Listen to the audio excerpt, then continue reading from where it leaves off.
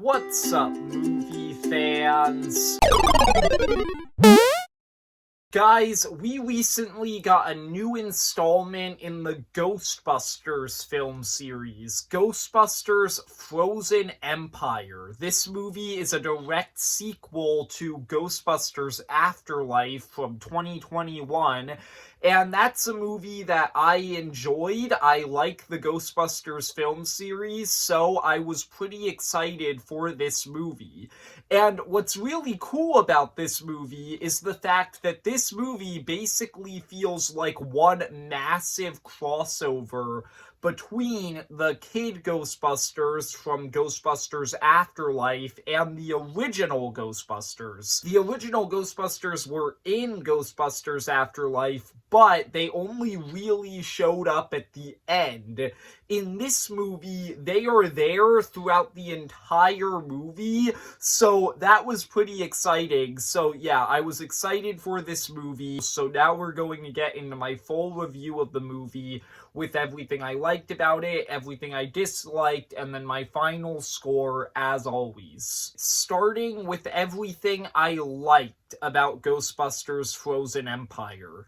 And I think the main thing that I really liked about this movie is that it's just a ton of fun. The Ghostbusters film series, at its core, is a comedy film series, and this movie was very funny, in my opinion, and part of the reason why it's so much fun is because this movie has so many different characters with very different personalities, and it's just a ton of fun to see them bounce off of each other.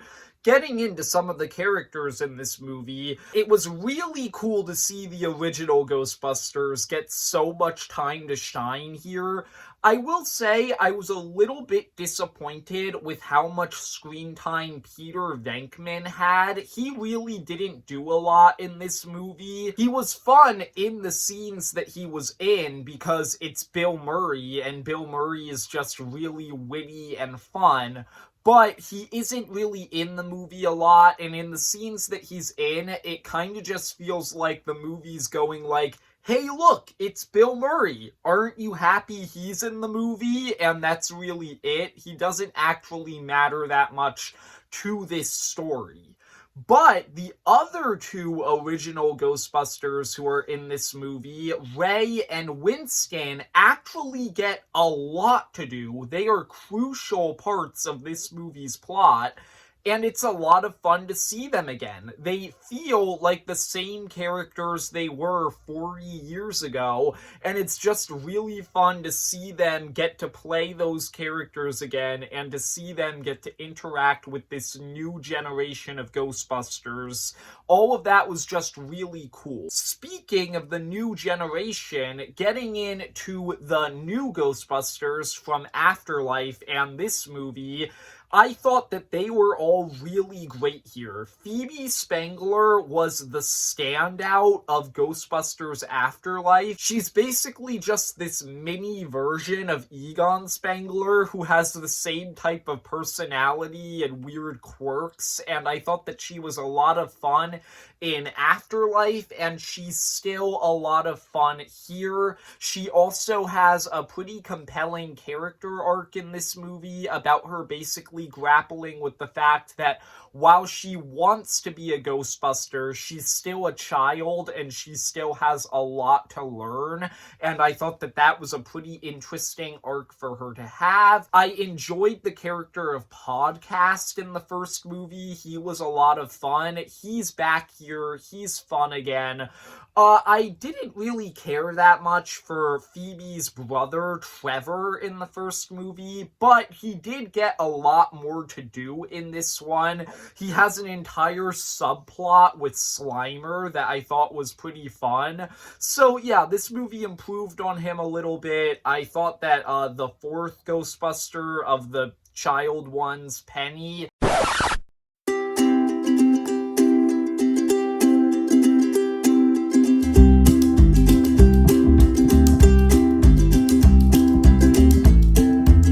was was also alright here. I didn't really care for her that much in the first movie, but she was pretty funny here. She did have some standout lines. The adults from Afterlife, Paul Rudd, who plays Gary Gruberson, and then Callie Spengler, who's played by Carrie Coon, they didn't get a lot to do in the first movie. They weren't Ghostbusters in it. But here, they are full-on Ghostbusters, and I enjoyed seeing them as parts of this massive cast of Ghostbusters that we have. I liked Callie's relationship with Phoebe. That was like the standout emotional core of Afterlife, and while it's not the emotional core of this movie, it's still fun to see it. And Gary Gruberson had some of my favorite stuff in this whole movie because he has an entire character arc about basically learning to be a father to Phoebe and Trevor, and I found that to be really impactful. He was a lot of fun. Obviously, it's Paul Rudd. So yeah, all of the characters I thought were a ton of fun here. They did add a few new characters into the mix. There's one played by Kamal Nanjiani. I had fun with him, but I do have some problems with his character that I'll go over in a few minutes. And then also, Patton Oswalt is in this movie, and I feel the need to mention that because he was all over the marketing, but he's barely in the movie. I have no clue why the trailers leaned on him so heavily, because he has like 3 minutes of screen time. Like, he is not a big part of this movie at all. So yeah, that's the main thing I liked about the movie. It's just fun to see all of these Ghostbusters interacting. The other thing that I really liked about this movie is that this is probably the most creative film in the franchise since the original. This movie expands on so many concepts from the Ghostbusters film series in so many different ways, and I feel like that's something that we've never really gotten before. Like, every Ghostbusters movie has kind of just expanded on the concepts that were already there in the first movie, but this one actually builds some new concepts into the lore. It has a new villain who I thought was pretty interesting and fun to see, and it just has like a ton of new things that it explores about what ghosts can do and what types of ghosts there are, and I thought that a lot of that was really fun, and that was one of the standout aspects of this movie. With all of that being said, even though I enjoyed a lot of stuff in this movie, it has some pretty big problems, so let's get into the negatives. And I feel like you can probably guess what the problem with this movie is just based on everything I just said in the positives. This movie has way too much going on. This movie has like 10 different Ghostbusters. All of them are supposed to be main characters in the movie, but it feels like the movie's constantly juggling them. It doesn't really know which ones it wants to focus on, which ones should be side characters. So as a result, it feels like it's pulling focus away from certain characters in order to focus on others.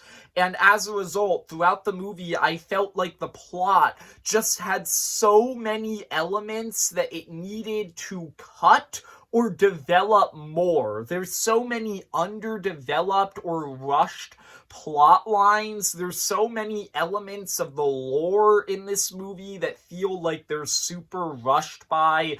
A lot of the stuff with the villain feels very underdeveloped and half-baked. And I think the most like egregious element of this was the stuff that they did with Kamal Nanjiani. I liked his character, But a lot of the stuff that they were doing with him, the new concepts that they were introducing into the lore that involved him, just felt really weird and out of place, and I definitely think they needed way more time to really develop those elements. There are certain character motivations that I think needed more work.